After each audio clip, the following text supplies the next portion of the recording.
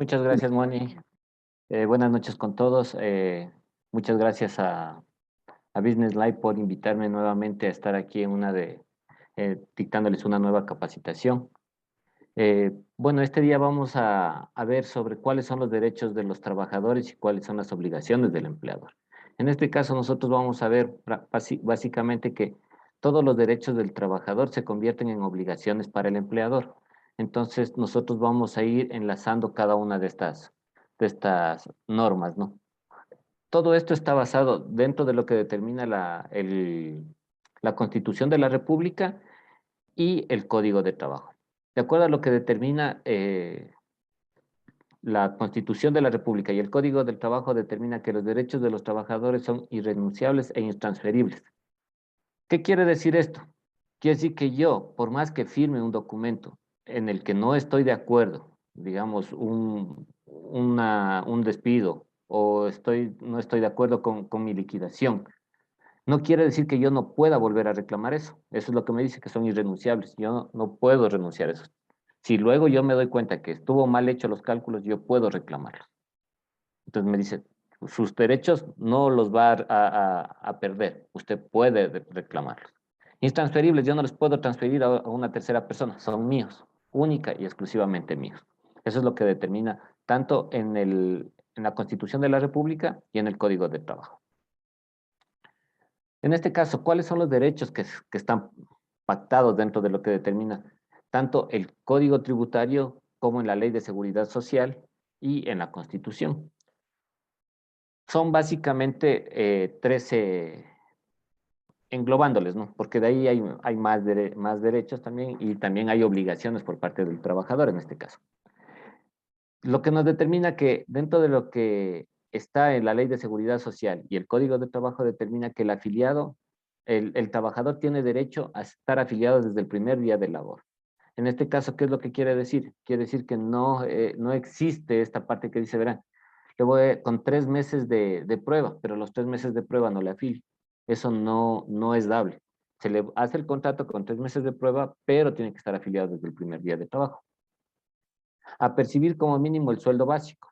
En este caso, para el año 2021, el sueldo básico se mantiene en $400 mensuales, de acuerdo a lo que determina la resolución del Ministerio de Trabajo, y no ha subido en función al año anterior.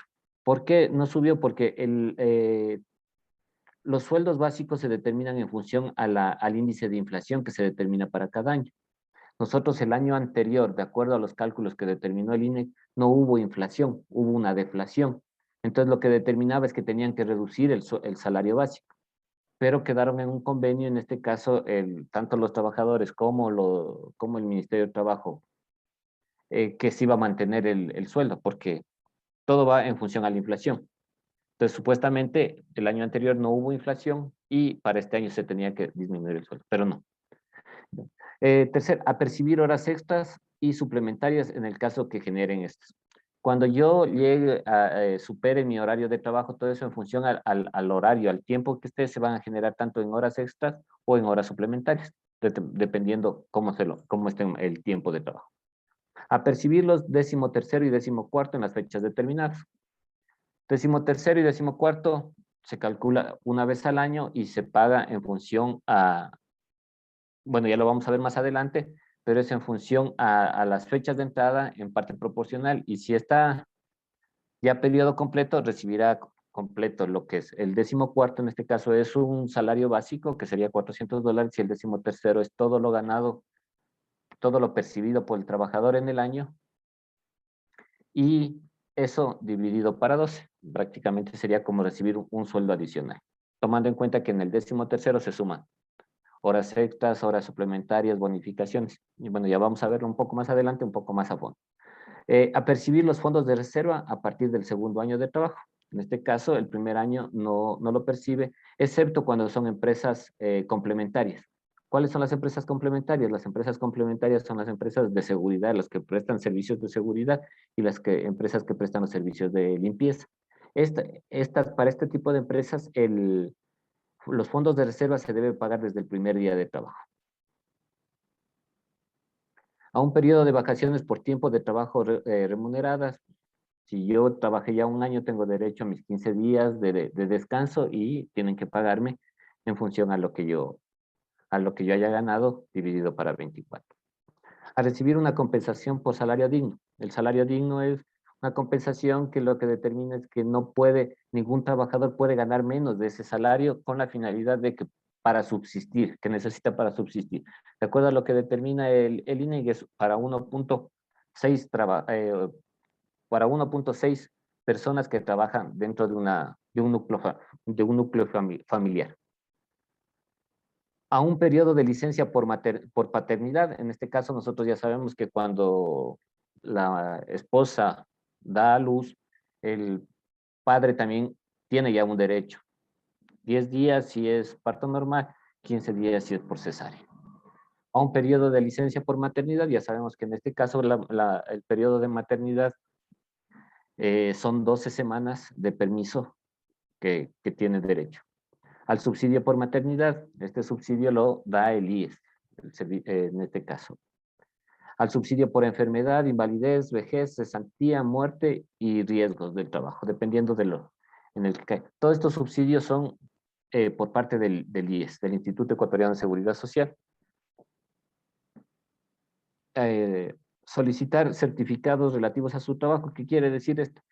Que si yo solicito a mi patrono un certificado de que yo estoy laborando en la empresa, el patrono está en la obligación de entregarme ese certificado. No puede decirme yo no te puedo entregar. A recibir el pago por utilidades cuando existiera. Eso es lo que vamos a hablar en este caso. En este caso, ¿qué es lo que nos determina? Me dice que el trabajador tiene derecho a estar afiliado desde el primer día de trabajo. De acuerdo a la Constitución de la República, en el que determina que o se establece que hay un sistema de seguridad social público y este sistema de seguridad social público es universal. Además determina que este sistema de seguridad público universal no puede ser privatizado y que este sistema de seguridad social universal tiene la obligación de cubrir contingencias de enfermedad, maternidad, riesgos del trabajo, cesantías, vejez. Eso es lo que me determina en este caso. Y me dice, ¿para quiénes es este seguro general social público? Me dice que esto, de acuerdo a lo que determina la ley de seguridad social, me dice que tienen derecho a todas las personas que se afilien o que deseen afiliarse al sistema de seguridad social público. En este caso, ¿quiénes van a ser? Van a ser los los trabajadores que se encuentran bajo relación de dependencia. Que todas las personas que están bajo un patrono, ellos tienen el derecho de estar afiliados. Dice también que tienen que estar afiliados los trabajadores autónomos. En este caso, ¿qué es lo que determina? Dice que se pueden afiliar voluntariamente al Instituto de Seguridad Social, que no hay ningún problema, que se pueden afiliar y que van a tener las mismas prestaciones, bueno, no las mismas prestaciones que estar bajo relación de dependencia, pero van a tener prestaciones por parte del seguro, por el IES en este caso, dependiendo el tipo de contingencias que tenga. Todos los trabajadores que estén en libre ejercicio profesional también tienen que estar. Es más, hay ciertos momentos que el IES comienza a verificar las personas que tenemos el RUC y automáticamente procede a hacerles una afiliación. Entonces, ¿qué es lo que pasó hace un tiempo atrás? Que yo me encontraba bajo relación de dependencia y un día me llegó una notificación diciéndome que yo ya estaba, que yo estaba en mora por un mes de retraso con el IES. Entonces yo me acerqué al IES y me dijeron que sí, que ellos hacen el sondeo de todas las personas que tienen RUC y comienzan a hacerles la afiliación como propietarios del negocio. Entonces, claro, ellos decían, no, usted como es propietario de su negocio, no importa que usted esté afiliado. O sea, yo tenía que tener 2 afiliaciones. Para el IES mejor, ¿no? En este caso. Pero todos tenemos que estar afiliados, todas las personas que tengamos actividad económica, de acuerdo a lo que determina la ley de seguridad social. Dice, el administrador o patrono también tiene que estar afiliado. En este caso, es una obligatoriedad de que esté afiliado. Es por eso lo que cuando se crea una empresa también el primer afiliado es el gerente general, aunque sea de libre remoción en este caso. El dueño de la empresa unipersonal, cualquier trabajador independiente y todas las personas que en virtud deseen estar afiliadas. Por eso existe la afiliación voluntaria también. Acordémonos que una parte de esto es la afiliación voluntaria. Entonces dicen, ah, yo no estoy trabajando, yo no tengo relación laboral, yo no tengo mi negocio, yo no tengo una empresa, pero yo quiero afiliarme. Entonces, en definitiva, también pueden hacerlo. Entonces, pueden afiliarse sin ningún problema. Eso es lo que determina la ley de seguridad social de nuestro país en este momento.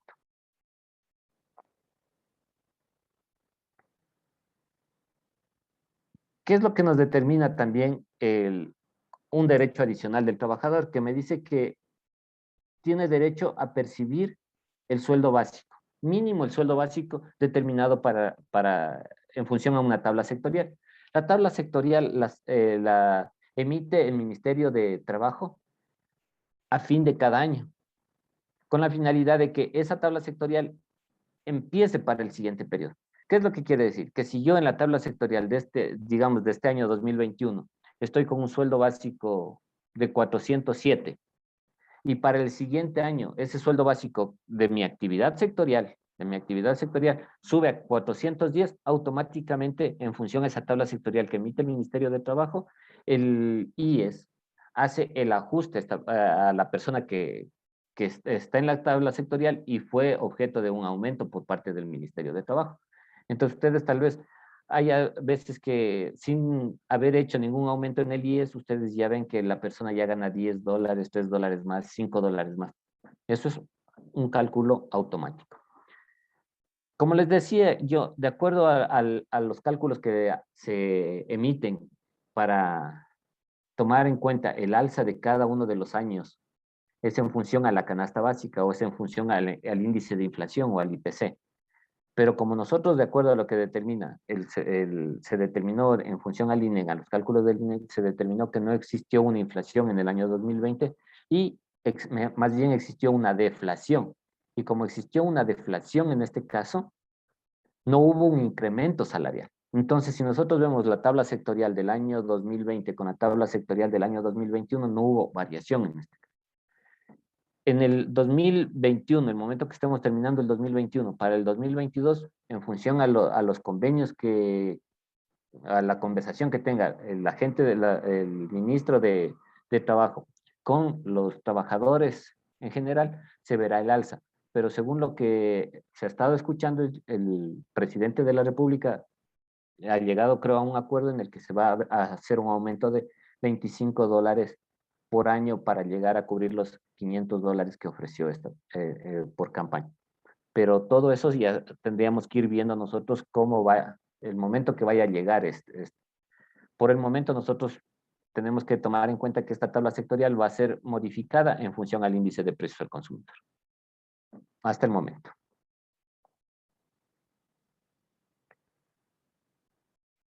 El trabajador tiene derecho, esto de acuerdo a lo que determina igual el Código de Trabajo, a recibir las horas extras o extraordinarias que significan lo mismo, que son aquellas en las que el empleado trabaja sábados, domingos y feriados. Entonces, todas estas horas extras se pagan al 100%. Quiere decir que si yo la hora de trabajo, estoy a $2 la hora de trabajo, a mí me tendrán que pagar, si yo trabajo sábados y domingos, me tendrán que pagar a $4 la hora de trabajo. Eso es lo que está determinado aquí, de acuerdo al artículo 47 del Código de Trabajo. Entonces tenemos que tomar en cuenta que todas las horas trabajadas fuera de la jornada de trabajo se conocen como extras o suplementarias. Pero ya sabemos que las horas extras o extraordinarias en este caso son aquellas que nosotros tenemos que trabajar, claro, sábados, domingos y feriados para que el patrón no nos cancele a nosotros. Las suplementarias van a ser las que están fuera de mi horario de trabajo. ¿Qué quiere decir? Que si mi horario es de 8 a 5 de la tarde, a partir de las 5 y 1 yo ya comienzo a ganar horas suplementarias. Eso es lo que me determina la normativa, de acuerdo a lo que me determina el Código de Trabajo. ¿Qué es lo que me determina también en el código de trabajo? En el código de trabajo me determina que son 8 horas diarias y como máximo 40 horas a la semana. Quiere decir que todo lo que yo pase de las 8 horas diarias y de las 40 horas a la semana, eso ya se van a considerar o bien horas extras o extraordinarias o horas suplementarias. Pero esos son los cálculos y los tiempos de trabajo máximos determinados por el código de trabajo.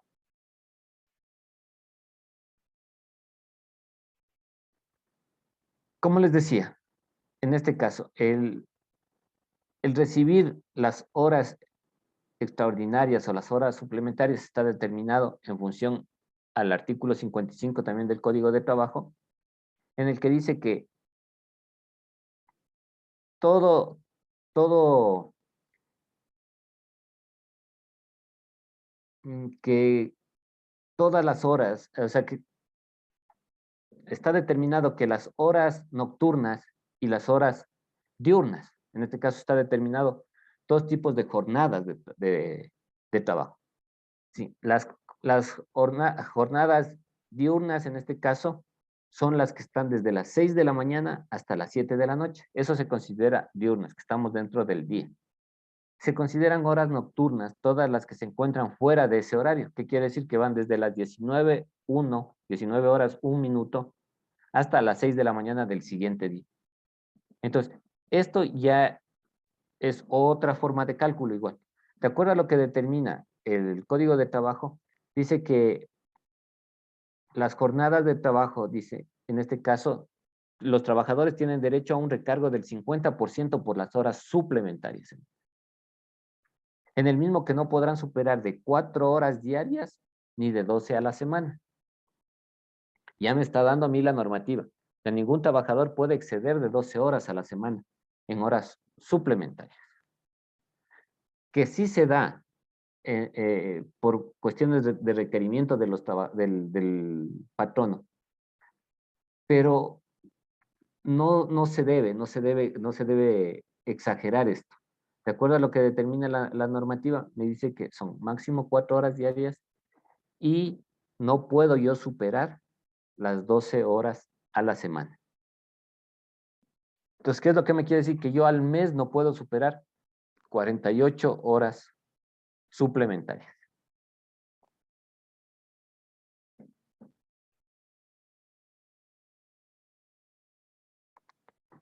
Asimismo, el trabajador tiene derecho a recibir los décimos.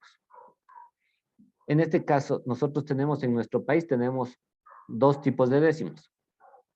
El décimo, el décimo tercero, o se le conoce como bono navideño, en este caso porque se recibe en el mes de diciembre. De acuerdo a lo que determina el Código de Trabajo, como plazo máximo hasta el 24 de diciembre. No puede, no se puede ir más allá de esto. Entonces, quiere decir que yo puedo recibir desde el 1 de diciembre hasta el 24 de diciembre.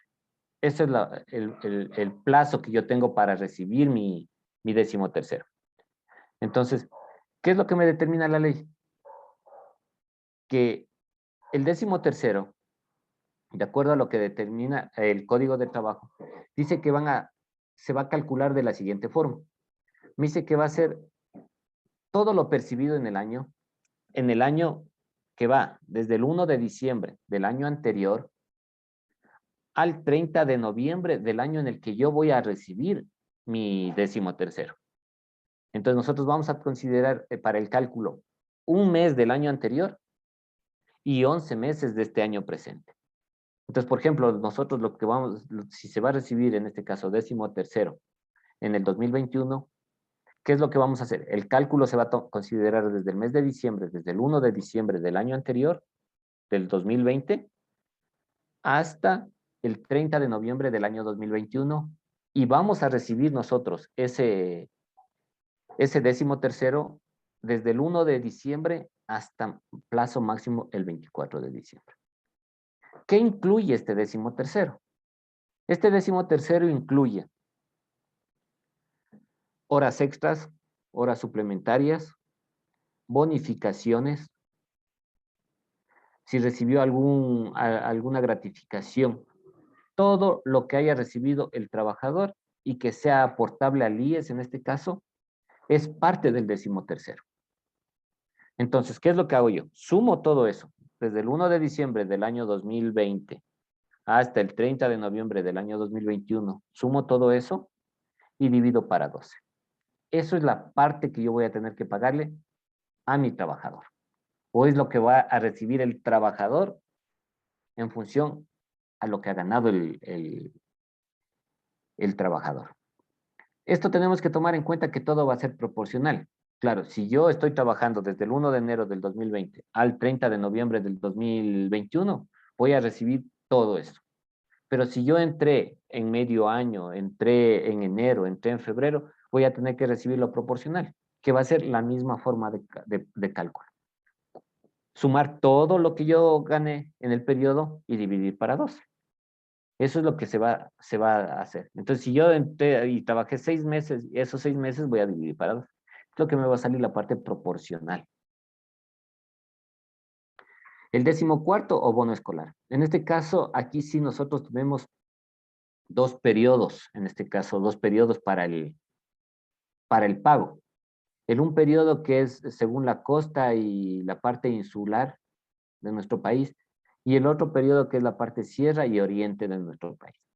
Porque aquí tenemos dos periodos escolares en este caso. Entonces, en función a eso es lo que se va a hacer. ¿Cómo se recibe esto? Esto es un salario básico. El salario básico determinado para el año 2021 es $400 y por tanto nosotros sabemos que esos $400 vamos a recibir. Si es en la costa va desde el 1 de marzo del año anterior, que quiere decir que va a ser desde el 1 de marzo del año 2020 hasta el 28 o 29 de febrero del 2021. Eso va a ser el cálculo y se los va a pagar en el mes de marzo.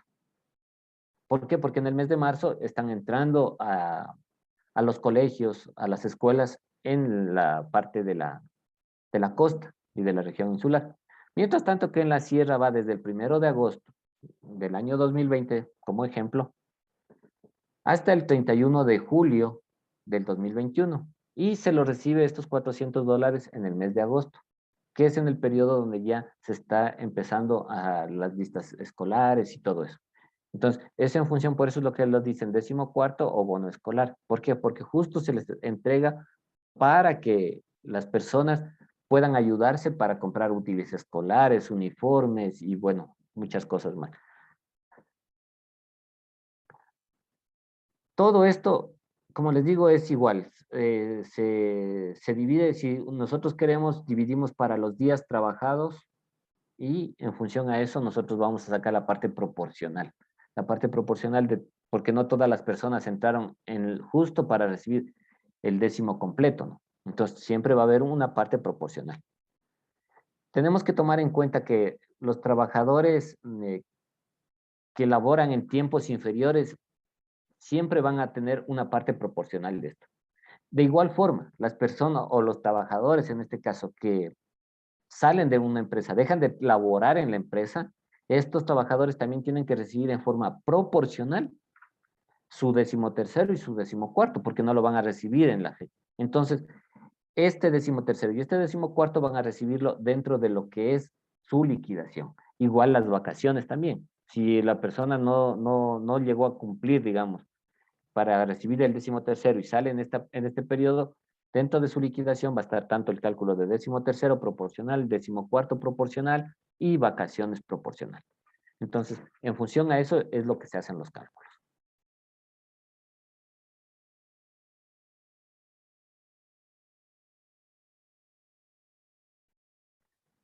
Tiene derecho a recibir los fondos de reserva.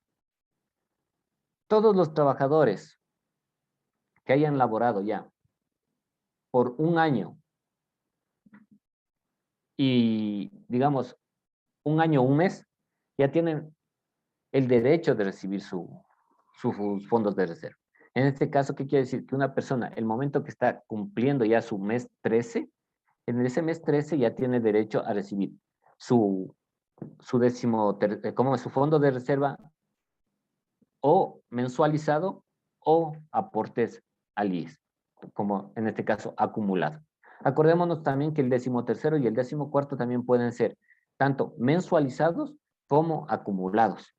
Entonces ahí ya depende mucho del trabajador. Dice, no, vea, yo quiero mi 13º, quiero mensualizar, quiero que me lo den a mí mensualmente. O a su vez yo quiero que mi 13º me lo entreguen en los periodos que determinan, en diciembre. Es igual los fondos de reserva. Una inquietud, en este caso, tenemos que tomar en cuenta que si yo no recibo mensualizado mis fondos de reserva, quiere decir que yo estoy acumulando mis fondos de reserva. De acuerdo a lo que determina la Ley de Seguridad Social, en la Ley de Seguridad Social determina que si yo estoy acumulando mis fondos de reserva, yo tengo derecho a sacar o a retirar esos fondos de reserva luego de haber cumplido 3 años o 36 imposiciones continuas. ¿Cómo se calcula los fondos de reserva en este caso? De acuerdo a lo que determina la normativa, los fondos de reserva se calcula todo lo aportado al IES igual. Todo lo que está aportado al IES quiere decir si recibió horas extras, si recibió horas suplementarias, si recibió bonificaciones. Todo lo aportado al IES en el periodo por el 8.33%. Entonces, todos los meses, si es mensualizado, la empresa tendrá que calcular el 8.33 y ponerle dentro del rol. Y si es acumulado, ya nada, simplemente subir las planillas y el IES automáticamente lo que hace es proceder a hacer los cálculos para que se pague mediante planilla.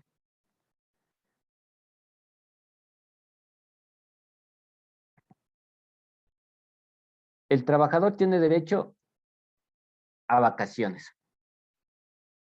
De acuerdo a lo que determina el Código de Trabajo, determina que todo trabajador tiene derecho a 15 días de vacaciones ininterrumpidas, me dice, luego de haber cumplido un año de trabajo. Entonces, si yo cumplí un año de trabajo, yo ya tengo derecho a mis 15 días de vacaciones ininterrumpidas. ¿Cómo calculo yo esto? En este caso, es todo lo recibido en el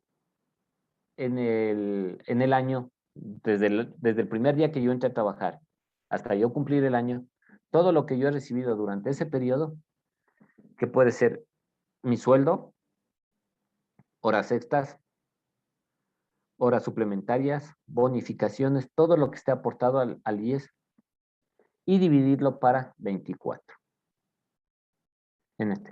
Esa es la fórmula de cálculo de las vacaciones, de acuerdo a lo que determina el Código de Trabajo o el Ministerio de Trabajo en este caso. También tenemos que tomar en cuenta que todo trabajador tendrá derecho a gozar de un día adicional de vacaciones luego de haber cumplido 5 años con el mismo empleador. ¿Qué quiere decir esto? Quiere decir que si yo ya cumplí 5 años con un mismo empleador, el momento que yo voy a salir con mis vacaciones número 6, en el 6.º año, yo ya tengo un día adicional de vacaciones. ¿Qué quiere decir? Que yo voy a tener 16 días de vacaciones. Y así tendré que irla sumando, de acuerdo a lo que determina el Código de Trabajo, de igual forma. Esto es un beneficio adicional que se les da a los trabajadores ya por antigüedad.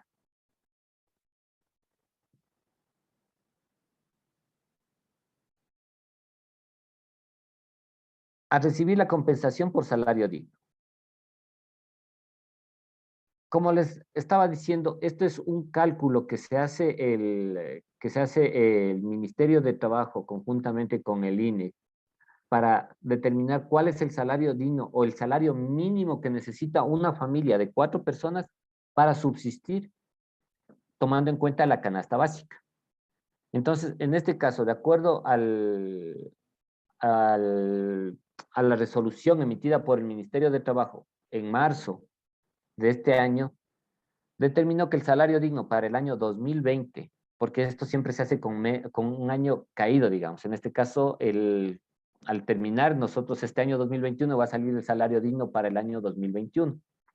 Y eso, en función a esto, vamos a tener que calcular, digamos que un trabajador, para tomar en cuenta este cálculo, tenemos que tomar en cuenta que es todos los ingresos que el trabajador perciba, trabajador o trabajadora perciba durante el año, se suman todos los componentes que forman parte del salario, se toma en cuenta cuál es el salario mensual de esa persona, se toma en cuenta el 13º, se toma en cuenta el 14º, se toma en cuenta las utilidades que haya percibido este trabajador y en función a eso se suma. Y dice, si el trabajador llegó a cumplir el salario digno o si no llegó a cumplir el salario digno. ¿Cómo nos damos cuenta de esto? El momento que el patrono generó utilidades y está generando el formulario para el pago de utilidades al trabajador. Momento que se ingresa toda la información en el formulario, automáticamente la plataforma del Ministerio de Trabajo calcula en función a esta información que tiene. Y si el trabajador X no llegó a cubrir el salario digno, automáticamente le asigna al patrono que le pague la diferencia. O sea, digamos que yo no gané lo que determinaba en el salario digno, que es 447,41, sumado mi 13º, mi 14º y las utilidades y todo lo demás. No llegué a cubrir el salario digno. Entonces me dice, existe una diferencia de salario digno para este trabajador que tiene que pagarlo. Las personas que hacen el anexo bajo relación de dependencia también se han de dar cuenta que dentro de esa norma, dentro de esto del salario digno, también hay una parte que dice salario digno, que tenemos que llenar del trabajador. Entonces, ¿qué quiere decir? Que si el trabajador no llegó a cubrir lo que determinado para el salario digno, yo tengo que considerarle ahí para mandar al Servicio de Rentas Internas, para mandar al Ministerio de Trabajo la misma información, para saber quién está, en función a qué es lo que se está calculando el salario digno.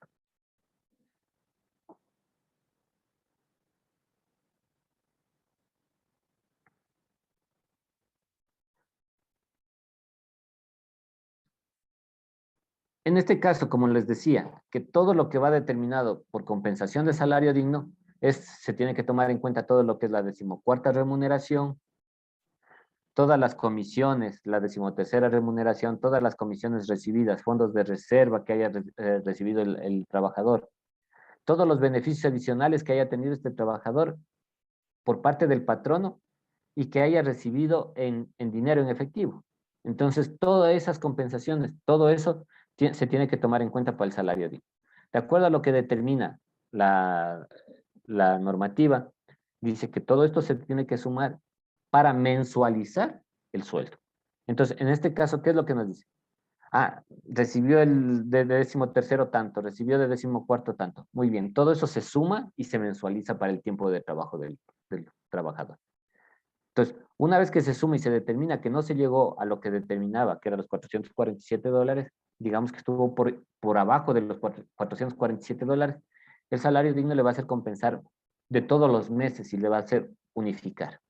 Digamos que le faltaba $10 por 10 meses, recibirá $100 adicionales. Y con eso estaría cubriendo el salario digno determinado para una familia de 4 personas para que puedan subsistir en función a la canasta básica, trabajando 1.6 personas.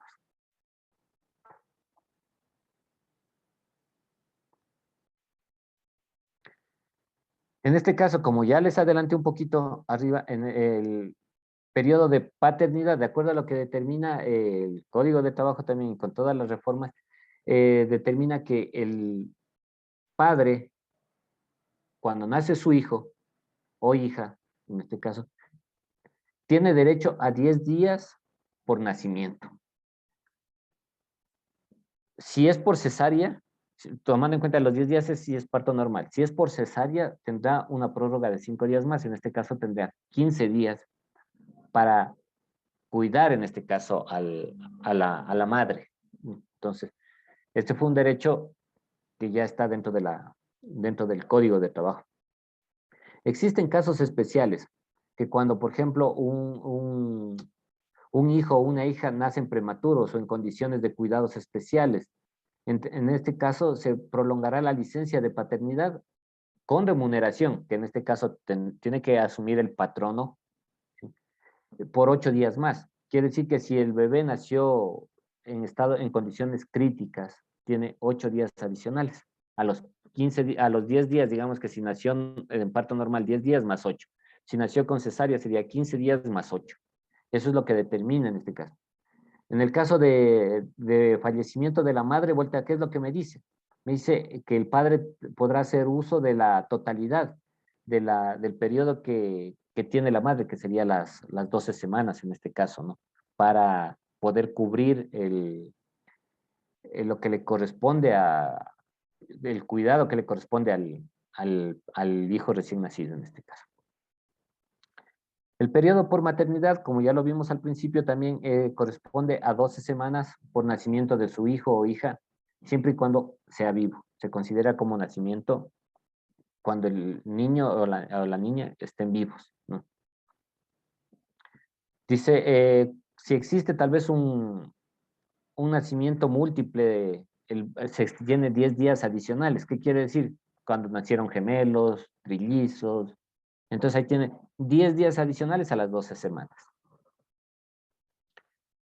En este caso, la ausencia tenemos que justificar. Nosotros toda ausencia que sea por enfermedad, que sea por maternidad o que sea por paternidad, tenemos que justificar siempre ante el patrón. No que por el hecho de que yo ya sabían que iba a ser padre, no quiere decir que no tenga que informar al patrón.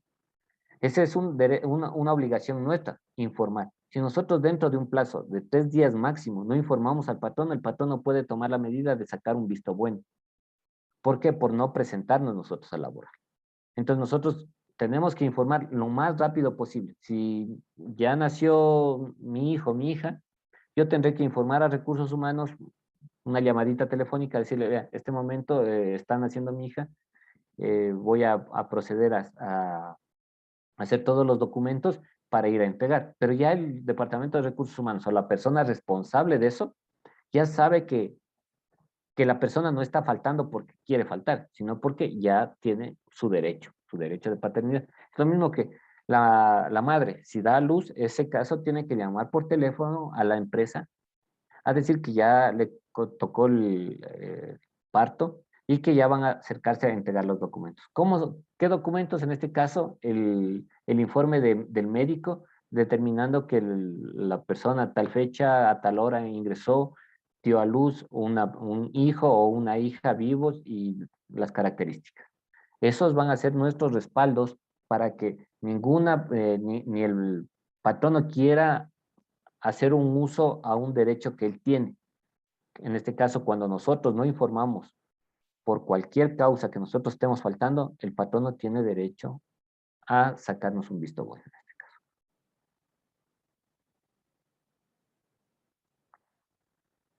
Al subsidio de maternidad, cuando la afiliada haya recibido atención médica, tiene derecho al subsidio de maternidad. ¿Quién le da el subsidio de maternidad en este caso? El subsidio de maternidad lo paga el IES. Y lo paga el IES cuando cuando tiene el hijo o la hija vivos, o sea, están vivos, no fallecieron, ¿no? Entonces, ahí sí, en este caso, tiene el derecho al subsidio. El subsidio lo paga el IES. El IES lo paga hasta el 75% de todo lo que ha aportado en función a su sueldo, de todo lo aportado durante el periodo que esté la persona afiliada, el 75%. Si esa persona ganaba $1,000 mensuales durante todo su periodo, quiere decir que va a recibir $750 mensuales, en este caso, si dividimos los 750 para las 4 semanas, eso va a recibir semanalmente, porque son 12 semanas que va a recibir de subsidio. Luego de eso viene un beneficio adicional que tiene la madre, que es las 2 horas de lactancia, que las puede tomar antes de entrar al trabajo o puede salir 2 horas antes. Eso es también la parte que está dentro del Código de Trabajo y que puede ser, en este caso, puede tomar ese derecho la madre. Tenemos que tomar en cuenta que para el subsidio, en el caso de que haya habido un aborto o un parto prematuro y en este caso el niño muere, no se considera en este caso como subsidio de maternidad. En este caso ya pasa del IES, ya deja de ser subsidio de maternidad y pasa a ser un subsidio como una enfermedad común. Le toman en cuenta como una enfermedad común. En este caso también, tomemos en cuenta que si son más de 3 días de permisos médicos que que requiere, el IES asume ese 75% de los días que no va a trabajar en este caso el trabajador. Entonces va a pagarle, en este caso el 75% el IES al trabajador o a la trabajadora cuando se hayan enfermado.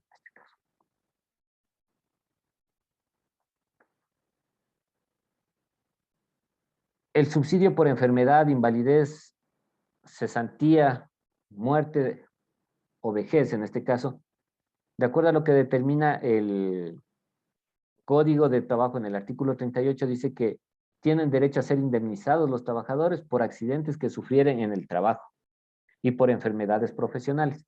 En este caso, dependiendo del tipo de trabajo, ¿cuáles son las enfermedades profesionales? Por ejemplo, en este caso, si ustedes ven aquí la foto, una persona que se dedica a levantar cajas, que trabaja en bodega, todo eso, y sufre de la espalda y tiene que jubilarse por eso, esos son riesgos de trabajo. Pero tenemos que tomar en cuenta que también no quiere decir que porque yo sufro de la espalda fue culpa del patrón. En este caso, si nosotros vemos aquí esta imagen, aquí está haciendo una carga que no se debería hacer, no se permite hacer. Entonces, ya cuando las empresas, dependiendo del tipo de empresas, ya tienen su departamento de seguridad y salud ocupacional. El departamento de seguridad y salud ocupacional, ¿qué es lo que hace? Determinar cuáles son los riesgos para cada área de labores. Las personas que trabajamos en oficina tenemos el problema de túnel carpiano, que es por tanto estar nosotros con el mouse y en la computadora. Entonces, todas esas lesiones se consideran dentro de esto. Entonces, tenemos que tomar en cuenta que las personas que son responsables de salud y seguridad ocupacional dentro de la empresa van a ver esto. Por ejemplo, esto no le van a permitir que haga, porque ahí sería una irresponsabilidad por parte del trabajador, que si se lastima, el patrono no tiene la culpa en este caso. Entonces, y eso ya es algo más complicado de determinar, ¿no? Pero tenemos que tener nosotros en cuenta que lo ideal es nosotros cuidarnos también. No porque podemos llegar a jubilarnos, todo eso, a hacer nuestro trabajo sin tomar en cuenta los riesgos que presenta. El trabajador tiene derecho a un subsidio, como lo que estábamos hablando, a un subsidio por enfermedad, invalidez, vejez, cesantía o muerte. En este caso, ¿quién lo da? ¿Quién da este subsidio? Dependiendo, en este caso, es el IES, o si el IES determina que hubo negligencia por parte del patrono, le tocará asumir al patrón. Por eso mismo es lo que ya a este momento existe la matriz de riesgos que todos los años se tiene que subir. Todos los patronos tienen que subir al IES. Determinar cuáles son los riesgos que existen dentro de la empresa para cubrir ese. Y tiene que haber un manual en el que va a decir, las personas que trabajan en bodega no pueden alzar más de cierto peso, no pueden alzar, como estaba en la foto anterior, de forma que no sea, ¿cómo sería la palabra? En la forma que no sea correcta para hacer un levantamiento de una caja. Entonces, tenemos que tomar en cuenta eso. Aparte de eso, también el trabajador tiene derecho al reparto de utilidades. En este caso, el reparto de utilidades va a ser siempre y cuando la empresa haya generado utilidad. Si la empresa no generó utilidades, en este caso no va a existir un reparto de utilidades. Pero tenemos que tomar en cuenta que ese es el derecho del trabajador. Como les digo, siempre y cuando exista una utilidad dentro del periodo tributario y contable en este caso. ¿Cuál es el periodo tributario y contable en nuestro país? Es todo lo considerado del 1 de enero al 31 de diciembre de cada año. Todo lo que esté fuera de eso ya corresponde a otro periodo. Entonces, todos los ingresos que haya percibido una empresa dentro del 1 de enero al 31 de diciembre de cada año va a generar una utilidad o una pérdida que se va a hacer declarada. Eso. Ante el Servicio de Rentas Internas, dependiendo si es persona natural el mes de marzo, si es sociedad en el mes de abril. Bueno, en este caso también tenemos que considerar que ya de acuerdo a la nueva normativa, las personas que están considerados bajo el régimen de microempresa ya hacen declaraciones de forma mensual, perdón, de forma semestral. En este caso se hace 2 declaraciones de impuesto a la renta. de enero a junio en el mes de julio y de julio a diciembre en el mes de enero del impuesto a la renta bajo el régimen microempresa. Acordémonos, por favor. Obligaciones del trabajador en este caso. ¿Cuáles son las obligaciones del trabajador? El trabajador está obligado a realizar todas las actividades que estén determinadas dentro de su contrato. No podemos nosotros irnos fuera de eso. ¿Por qué? Porque el patrono va a tener la potestad de sancionarlos. Entonces, todo lo que el patrono me está determinando, yo estoy en la obligación de hacer. En forma íntegra, en forma honesta, tengo que hacer mi mejor esfuerzo para presentar el trabajo y de la mejor calidad. Evitar evitar los riesgos de trabajo. No puedo yo arriesgarme porque sí. Tenemos que tomar en cuenta que el trabajador tampoco puede hacer uso indebido de los materiales de la empresa. Tenemos que tomar en cuenta que todas estas cosas, todo lo que le pertenece a la empresa, nosotros somos los responsables y nosotros tenemos la obligación de cuidar. Si nos entregan una computadora, esa computadora tenemos que cuidar. Si nos entregan el mouse, todos los artículos que nos entregan a nosotros, eso ya es responsabilidad nuestra, el cuidarlos. ¿Por qué? Porque eso tenemos que preservar porque es nuestra herramienta de trabajo y nos está dando el patrón. Entonces nosotros tenemos que tener ciertos parámetros, tenemos que tener ciertas conductas sociales. Nosotros no podemos ser groseros con nuestros compañeros, no puede existir el acoso sexual dentro dentro de lo que determina el área laboral. Entonces tenemos que tener nosotros mucho cuidado. Como les digo, estos son una parte de lo que determina la normativa, pero existen mucho más. Nosotros tendríamos que. Como obligaciones generales, nosotros tenemos que, el patrono tiene la obligación de celebrar un contrato de trabajo, inscribirlo en el Ministerio de Trabajo, pagar un sueldo mínimo, el sueldo básico mínimo general unificado de acuerdo a lo que determine y de acuerdo a la base sectorial que esté determinada. Afiliar al trabajador desde el primer día de trabajo en el que este trabajador va a tener derecho a todos sus beneficios de ley y todas sus compensaciones, tanto lo que es salario digno, tanto como es 13º o 14º en la parte proporcional que le corresponda. Asumir el porcentaje del 1,45% que corresponde como aporte al IES de la parte patronal y pagar los fondos de reserva a partir del segundo año de trabajo. Esas son las obligaciones. Muchas gracias por mi parte. No sé si existen preguntas, inquietudes para poderles resolver dentro de lo que el tiempo nos Gracias, alcance. Franklin. Muchas gracias. Tenemos una alumna bastante curiosa. Te tengo bastantes preguntas para hacerte, así que para que nos ayudes. A ver, Katiuska empieza preguntando, dice, ¿cómo ingreso a un empleado en el IES dentro de la actividad sectorial de enseñanza cuando no coincide su título con el cargo establecido en el IES? En esos casos, ¿puedo ingresarle como trabajador en general? A ver, lo que entiendo es que le están contratando como maestro a esta persona. Y habla de actividad sectorial de enseñanza. Claro, en este caso, es que muchas personas no quiere decir que por el título, no, a ver, vámonos a esto. Muchas veces tenemos títulos diferentes y nos dedicamos a la enseñanza. Entonces, eso no quiere decir que yo no sea primero profesional y segundo no quiere decir que yo no pueda enseñar. En este caso, lo que tendrían que ver es cuál es la actividad que más se acerca o se asemeja, aunque el título no corresponda a la parte de la actividad, en este caso la actividad sectorial que está determinada en el IES. Entonces ahí sí tendría que ver en función a qué es, pero el título no quiere decir que no pueda ser maestro, que no pueda ser un profesor, que no pueda ser un capacitador.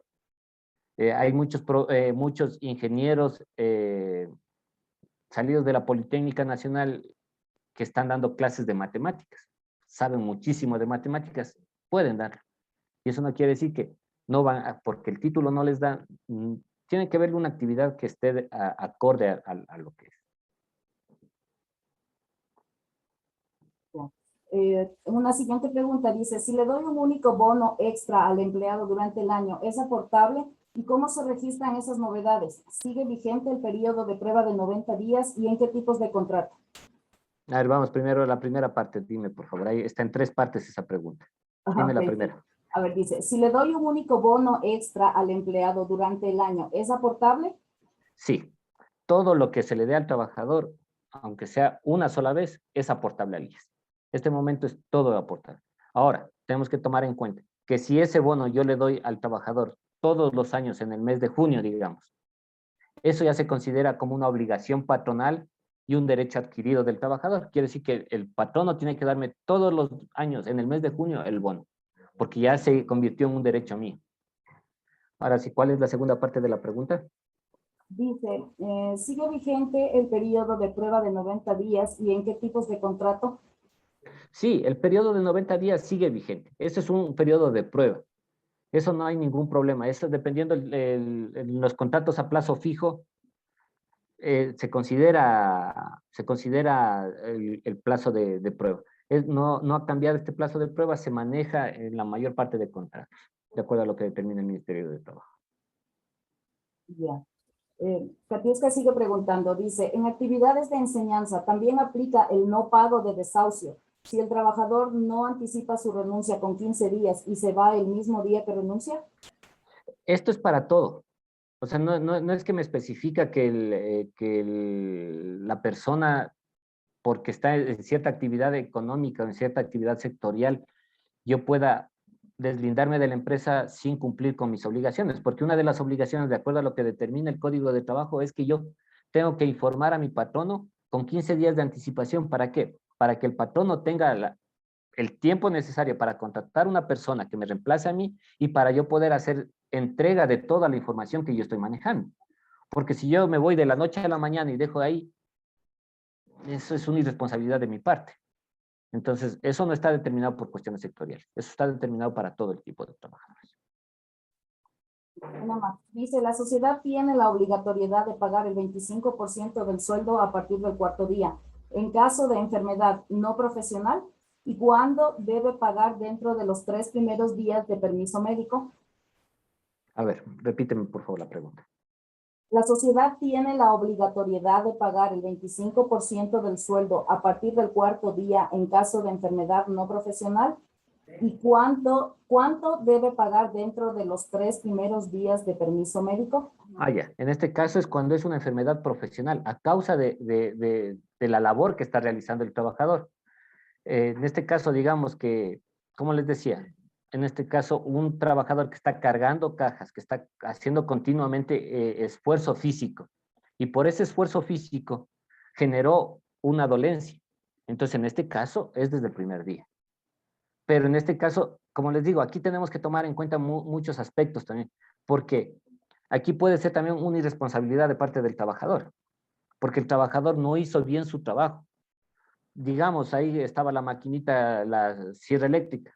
Sabe que para hacer el corte de la madera y todo eso, no tiene que acercar las manos a la sierra, pero sin embargo, él por un exceso de confianza, porque eso es lo que nos pasa a nosotros, ya hacemos tan repetitivo el trabajo que eso se vuelve un exceso de confianza, se vuela un dedo. Entonces, en este caso ya es negligencia del trabajador. Entonces, como les digo, ahí ya viene un poco de estudio, de ver quién mismo tuvo la culpa. Ok. Voy a saltarme a otra pregunta. Isabel Jaya pregunta, ¿cuál es el porcentaje que tienen derecho los hijos de un jubilado que tenía un sueldo de 650? Y si la esposa no estuvo casada, ¿tiene derecho o no o qué trámite debe hacer? A ver, el jubilado falleció, está vivo en este caso, porque si el jubilado está vivo, el sueldo va a seguir percibiendo el Falleció, indica jubilado. que falleció. Indica que Ah, falleció. ya, listo. Entonces, en este caso, si los hijos son menores de edad, en función a lo que, al cálculo que le hace el servicio, el IES, en este caso, les correspondería, si son solo los dos hijos, en este caso, el 50% a cada uno de lo que percibía el jubilado, hasta cumplir la mayoría de edad. Si la persona no estuvo casada, pero la señora vivía con esta persona y puede demostrar, de acuerdo a lo que determina la ley, dice que si yo demuestro que he vivido por más de 2 años con la misma persona, eso ya se vuelve una unión de hecho. Y la unión de hecho es casi lo mismo que haberme casado por civil. Entonces, en este caso, si existe eso, la persona tiene los mismos derechos que la esposa. O sea, es la esposa en este caso. A menos que digamos, no sé, se me ocurre que esta persona estaba casado con otra persona y nunca se divorció de esa otra persona. Ahí sí va a ser diferente, ¿no? Pero si esta persona vivía con esta persona y no tenía ningún otro vínculo con otra persona, tiene los mismos derechos de la esposa. O sea, es la esposa. Y dice que no se divorció. Entonces, en este caso, ahí sí no. Ahí, ¿qué es lo que va a hacer? La parte de los hijos, si esta persona jubilada tuvo los 2 hijos. No, perdón, que sí se divorció, dice. Ya. Entonces, si ya se divorció, está divorciado, no está casado con otra persona, lo único que tiene que hacer esta persona es demostrar, llevando testigos, ¿sí? Y decir que los testigos van a decir que la persona ya vivió 5, 10, 15 años con esta persona y por tanto ya tiene todos los derechos. Con ese documento que se hace registrar legalmente y luego se hace notariar este documento, se va al registro civil y en el registro civil ya se determina que es una sociedad de hecho. Con ese documento se acerca al IES y tiene todos los derechos. Quiere decir en este caso que pasaría una parte de la pensión jubilar a la persona. Ok. A ver, tengo algunas preguntas, Franklin. Ayúdame, por favor. Dice, en el periodo de licencia por maternidad, ¿la empresa debe pagar el 25% del sueldo? ¿Y quién asume el aporte personal? No, en este caso el patrono. A ver, el personal es mío, porque es personal. Eso no lo va a asumir nadie más que yo. Y el patrono tiene que pagar el 25% del restante, de lo que le corresponde a la persona. Si la persona ganaba $1,000, 750 le corresponde al IES y de los 250 le corresponde al patrono. Pero de los 250 que le corresponden al patrono, le van a descontar el aporte personal al IES, que sería de los $1,000. Sería el 9,45%. Ok. Dice, el representante legal está afiliado al IES y se le registró una bonificación extra en el IES el mes pasado. ¿Esto queda fijo para cada mes o solo aplica para el mes en el cual registré la novedad en el IES? No, en este caso, el gerente general tiene una figura completamente diferente. Aquí tenemos que tomar en cuenta que el gerente general, de acuerdo a lo que determina el IES, dentro de lo que es la normativa de la Ley de Seguridad Social, dice que el primer afiliado tiene que ser el representante legal. Sin embargo, tomemos en cuenta que el representante legal es de libre remoción. ¿Qué quiere decir? Que el momento que los accionistas se reúnan y le digan, sabes que tú no hiciste un buen trabajo, por favor, muchas gracias, no tengo por qué yo indemnizarle, no tengo que indemnizarle para nada, porque es gerente general. Entonces, aquí tenemos que tomar en cuenta, si le dieron una bonificación por X razón al gerente general en este mes, eso podrá darle dentro de 5 meses, podrá darle dentro de 10 meses otra bonificación. Eso dependerá ya de los accionistas, de la decisión que tomen los accionistas para darle o no darle la bonificación al gerente. Entonces, tomemos en cuenta eso, es de libre remoción en este caso. Supongo que de esa se deriva otra pregunta de parte de Cristina. Dice, el representante legal está en nómina, ¿tiene derecho a utilidades y décimos afiliación al IES? Como les dije al principio, el primer afiliado, en este caso cuando se constituye una empresa, es el gerente general. El gerente general tiene que estar afiliado al IES. Y ahorita hay un código diferente. Hace unos 3 o 4 años atrás se creó un código diferente para el gerente general en este caso, porque es otro tipo de aportación para el gerente general. Entonces, es el primero, es el que tiene que estar afiliado, tiene derecho, sí, tiene derecho. Ahora, hace unos, ¿qué será? Unos 6, 7 años atrás más o menos salió una resolución por parte del Ministerio de Trabajo, si no me equivoco, más o menos en el que determinaba que pagarles utilidades, 13º y 14º, al gerente general queda en potestad de lo que determine la junta de accionistas. Entonces, si la Junta de Accionistas determina que le quiere pagar, lo puede hacer. Ya. Andrea García pregunta, buenas noches, dice, si un empleado laboró en una misma institución 03 como tesorero, 7 como financiero, en la que además en ese mismo tiempo impartía cátedra, pero con nombramiento administrativo, y a partir del año 11 con nombramiento de docente, teniendo un total de 32 años de servicio en la misma institución. La pregunta, ¿cuál sería el cálculo para el incentivo, ya que el cálculo que la institución desea hacer son solo los años de docente y no la totalidad de años trabajados en la misma institución? Ya, de acuerdo a lo que determina el Código de Trabajo, en este caso no sé si será una institución pública o privada, y porque si es pública, ellos están determinados a la Ley Orgánica de Carrera Civil y Administrativa, algo así es la ley. Sí, entonces, claro, entonces en este caso se van a acoger de acuerdo a lo que determina esa normativa, porque ellos están fuera de lo que determina el Código de Trabajo. Si está, como les digo, eso ya es una normativa muy puntual para los servidores públicos. No la he revisado bien esa normativa. De acuerdo a lo que determina el Código de Trabajo, deberían revisarle todos los años de servicio. De acuerdo a lo que determina el Código de Trabajo, deberían haberle a esta persona, ya debería haber tenido un cálculo actuarial, y en ese cálculo actuarial ya debería tener una jubilación patronal también, porque son 32 años de servicio. De acuerdo a lo que determina el Código de Trabajo, dice que a partir del año 20 ya tengo derecho yo a a mi jubilación patronal. Si he trabajado 32 años, tiene la jubilación patronal, y aparte de eso tiene la jubilación del IES. Ya. Voy a leer una última pregunta y en honor al tiempo, porque nos hemos extendido bastante, les agradecemos muchísimo. Vamos a tratar de guardar esas preguntas para contestarles por interno. Ricardo Isurieta dice, en las vacaciones, ¿se paga a más del sueldo cálculo que indicó? Ahí Pues, sí, no sé exactamente lo que me quiere decir.